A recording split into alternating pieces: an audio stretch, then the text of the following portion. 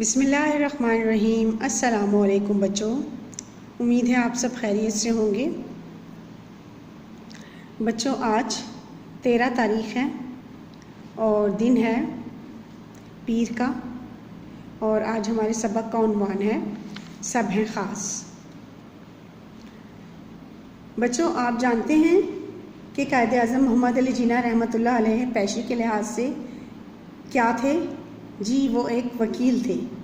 और आप जानते हैं कि बीमारों का इलाज कौन करता है? जी बिल्कुल, डॉक्टर करते हैं। बच्चों, आपको मैं बताती चलूँ कि हज़रत आदम अलैहिस्सलाम खेती बाड़ी करते थे, नबी करीम सल्लल्लाहु अलैहि वसल्लम तिजारत करते थे और हज़रत दाऊद अलैहिस्सलाम लोहे का काम करते थे। इसी मुनासबत से आज हमारे सबक का उन्वान है सब हैं ख़ास। सबसे पहले हम तलफ़्फ़ुज़ सीखेंगे।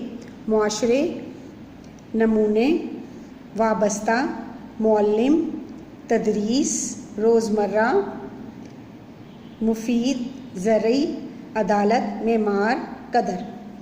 अब हम पढ़ाई का आगाज़ करते हैं।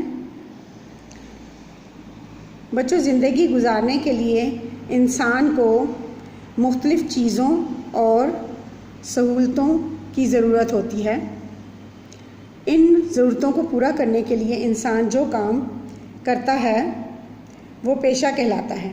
अगर हम अपने इर्द गिर्द का जायज़ा लें तो हमें मुख्तलिफ़ पेशों से वाबस्ता मुख्तलिफ़ लोग माशरे की खिदमत करते हुए नज़र आते हैं।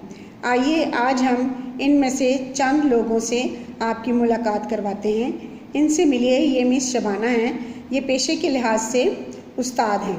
ये बच्चों को तालीम देने के साथ साथ उनकी तरबियत भी करती हैं। इन्हें अपने पेशे से फ़ख्र है, इन्हें अपने पेशे पर फ़ख्र है, क्योंकि तदरीस पैगम्बराना पेशा है और नबी करीम सल्लल्लाहु अलैहि वसल्लम ने ख़ुद को मुअल्लिम करार दिया है। अब मिलते हैं हसन साहब से।